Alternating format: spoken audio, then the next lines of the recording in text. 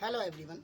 इस वीडियो में हम लोग इंडियन हिस्ट्री के एक बहुत ही इंपॉर्टेंट टॉपिक दिल्ली सल्तनत को समझेंगे।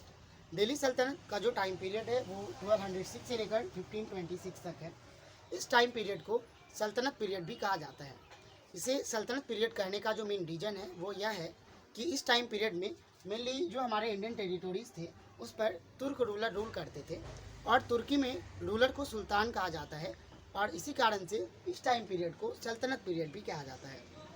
इसे दिल्ली सल्तनत कहने का जो मेन कारण वो ये रहा है कि सल्तनत पीरियड में जो रूलर थे तो उसमें अधिकांश रूलर की जो राजधानी थी वो दिल्ली रही है और इसीलिए इस टाइम पीरियड को हम लोग दिल्ली सल्तनत या सल्तनत पीरियड कहते हैं। आइए हम लोग समझते हैं कि इस टाइम पीरियड में किन किन डायनेस्टीज़ ने रूल किया है। तो इस टाइम पीरियड में 5 डायनेस्टी जो है वो आए थे, जैसे कि फर्स्ट में हमारा स्लेव डायनेस्टी है जिसको हम लोग गुलाम डायनेस्टी भी कहते हैं। सेकेंड हमारा खलजी डायनेस्टी है, थर्ड तुगलक डायनेस्टी है, फोर्थ सैयद डायनेस्टी है और लास्ट हमारा लोधी डायनेस्टी है। तो हम लोग इन पांचों डायनेस्टी को वन बाय वन करके समझेंगे। तो फर्स्ट हमारा स्लेव डायनेस्टी है जिसको हम लोग समझते हैं। स्लेव डायनेस्टी का जो टाइम पीरियड है वो हमारा 1206 से लेकर 1290 तक है। स्लेव डायनेस्टी के यदि हम लोग फाउंडर की बात करें तो वो कुतुबुद्दीन ऐबक है जिसका टाइम पीरियड 1206 से लेकर 1210 तक है। तो पहले हम लोग समझते हैं कि स्लेव डायनेस्टी की शुरुआत कैसे हुई। मोहम्मद गौरी जो कि एक तुर्किश रूलर था, उसने लगभग 17 टाइम्स इंडिया पर इन्वेड किया और फाइनली 1192 में बैटल ऑफ चंदावर में उसने इंडियन रूलर पृथ्वीराज चौहान को डिफीट किया। उसके बाद 1205 में वो अपने जीते हुए जो भी टेरिटोरीज़ है जैसे कि दिल्ली और अजमेर को अपने एक गुलाम कुतुबुद्दीन ऐबक को सौंप देते हैं और मोहम्मद गौरी यहाँ से अपने कंट्री को लौट जाते हैं। कुतुबुद्दीन ऐबक यहाँ पर एक सबॉर्डिनेट रूलर के रूप में रूल करने लगते हैं। उसके एक साल बाद ही 1206 में जब मोहम्मद गौरी का डेथ हो जाता है तो कुतुबुद्दीन ऐबक जो इंडियन टेरिटोरी जो कि मोहम्मद गौरी के द्वारा जीते गए थे वहाँ का खुद को एक इंडिपेंडेंट रूलर जो है वो प्रोक्लेम करता है और वह यहीं से एक नई डायनेस्टी की शुरुआत होती है जिसे हम लोग स्लेव डायनेस्टी कहते हैं। स्लेव डायनेस्टी का यदि हमारा टाइम पीरियड जो कि 1206 से लेकर 1290 तक है, तो स्लेव डायनेस्टी में किन किन रूलरों ने रूल किया, उसके क्या क्या अचीवमेंट रहे हैं, आइए इस चीज़ को हम लोग समझते हैं। तो स्लेव डायनेस्टी के यदि फर्स्ट रूलर की बात करें तो वो हमारा कुतुबुद्दीन ऐबक है जिसका टाइम पीरियड 1206 से लेकर 1210 तक है। कुतुबुद्दीन ऐबक जो कि मोहम्मद गौरी का एक स्लेव था, एक गुलाम था और यही वह कारण था कि इसके डायनेस्टी को हम लोग स्लेव डायनेस्टी या गुलाम डायनेस्टी भी कहते हैं।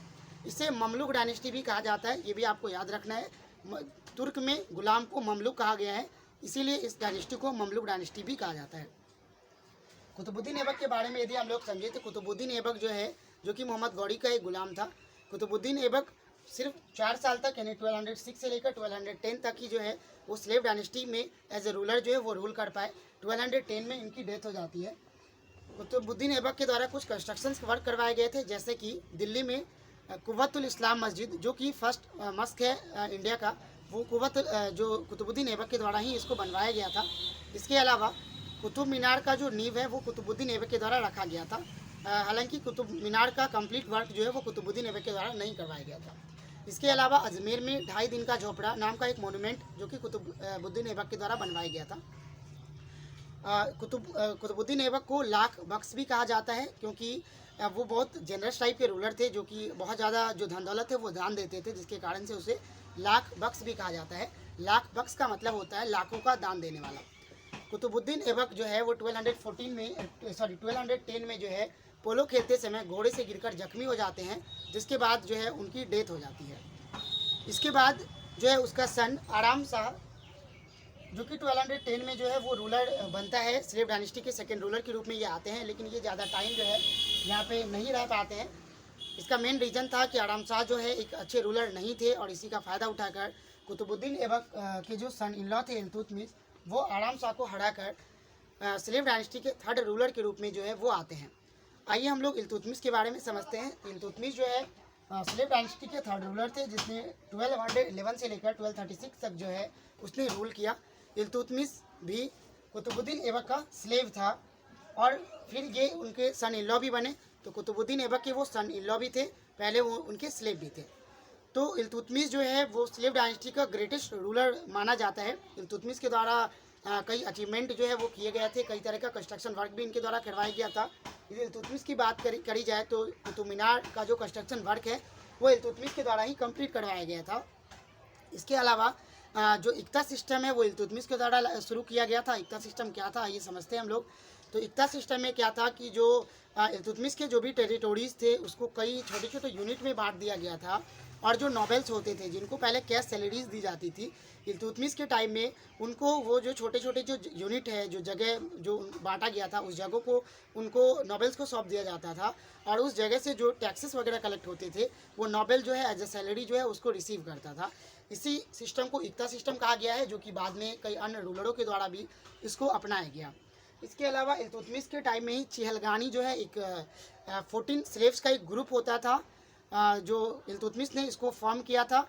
जो नॉबल्स वगैरह की जो कंस्पिरेसी वगैरह है, जो साजिश वगैरह है, वो इस चीज़ पर नज़र रखता था। तो 14 स्लेव का एक ग्रुप होता था जो नॉबल्स वगैरह पे नज़र रखता था, जिसको चिहलगानी कहा जाता था। ये भी इल्तुतमिश के द्वारा ही जो है शुरू किया गया था। इस चीज़ को भी हम लोग समझ सकते हैं, ध्यान में रख सकते हैं। इल्तुतमिश भी जो है वो 1211 से लेकर 1236 तक जो है रूल कर पाए। उसके बाद इल्तुतमिश के डेथ के बाद जो है उसका सन रुकनुद्दीन फिरोज जो है वो नेक्स्ट रूलर बने स्लेव डायनेस्टी के, लेकिन वो एक अनेबल रूलर थे, जिसके कारण से वो ज़्यादा टाइम जो है वो रूल नहीं कर पाए। ओनली 7 मंथ्स के बाद ही जो है इनको हटा दिया जाता है, और इसकी बहन रजिया सुल्ताना को जो है नेक्स्ट रूलर जो है वो स्लेव डायनेस्टी का बनाया जाता है। तो रुकनुद्दीन फिरोज के बाद जो है नेक्स्ट रूलर के रूप में रजिया सुल्ताना जो है वो गद्दी पर बैठती है। रजिया सुल्ताना एक वुमेन थी, जिसके कारण से उसको कई तरह के डिफ़िकल्टीज़ को फेस करना पड़ता है। रजिया सुल्ताना में रूलर बनने की सारी एबिलिटीज़ थी, फिर भी वो एक फ़ीमेल थी, जिसके कारण से उसको कई तरह की दिक्कतें आती है। इसके अलावा रजिया सुल्ताना जो है नन तुर्किश जो लोगो है उसको भी एज ए नॉबल जो है वो रखने लगी थी, जिसके कारण से तुर्किश नॉबल के द्वारा जो है कई तरीके की साजिशें जो है रजिया को हटाने के लिए की जाने लगी। और फाइनली जो है 1240 में जो है रजिया सुल्ताना का मर्डर कर दिया जाता है। रजिया सुल्ताना के बारे में एक चीज़ और हम लोग को याद रखनी है कि रजिया सुल्ताना जो थी वो फर्स्ट एंड लास्ट जो है वो वुमेन रूलर रही है दिल्ली सल्तनत की। इस चीज़ को हम लोगों को ध्यान में रखना है। रजिया सुल्ताना के बाद जो है कई अन्य रूलर आए, जैसे कि मुइजुद्दीन बहराम है, अलाउद्दीन मसूद है, नसीरुद्दीन महमूद है। ये कुछ रूलर जो आए जो कि बहुत ज़्यादा नोटेबल रूलर नहीं रहे, कुछ बहुत मेजर अचीवमेंट जो है लोगों के द्वारा नहीं जो है यहाँ पे किया गया है, जिसको हम लोग हिस्ट्री में जो है इसके बारे में बहुत ज़्यादा जो हम लोग नहीं पढ़ते हैं। तो आगे एक नोटेबल रूलर जो रहा है स्लेव डायनेस्टी का वो हमारा गयासुद्दीन बलबन है। गयासुद्दीन बलबन का जो टाइम पीरियड है वो 1266 से लेकर 1286 तक का है। तो गयासुद्दीन बलबन जो है वो इल्तुतमिश के बाद यदि हम लोग देखें तो एक ग्रेटेस्ट रूलर में जो है इसका गिनती होता है। इसके अलावा गयासुद्दीन बलबन के द्वारा जो मिलिट्री वगैरह के फील्ड में, इसके अलावा सिविल फील्ड में जो है कई तरीके का जो अचीवमेंट जो है इनके द्वारा लाया गया था।